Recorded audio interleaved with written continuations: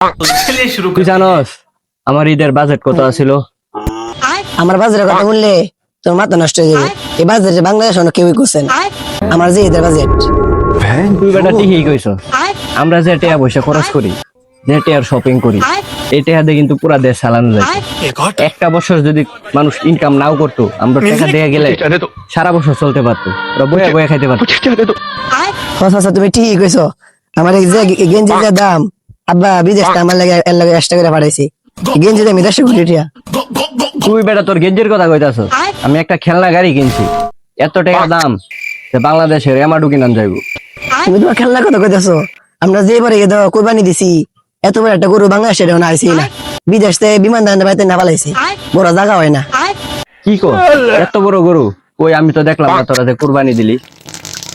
আচ্ছা আচ্ছা সাবা মারা বাদ দিয়ে যাই। 10 টাকা বাংলা থাকলে দুধ রুটি খাই। এতক্ষণ ছাপা মারছস, এত বড় গরু ঘরে আডে না, 10 টাকা কে?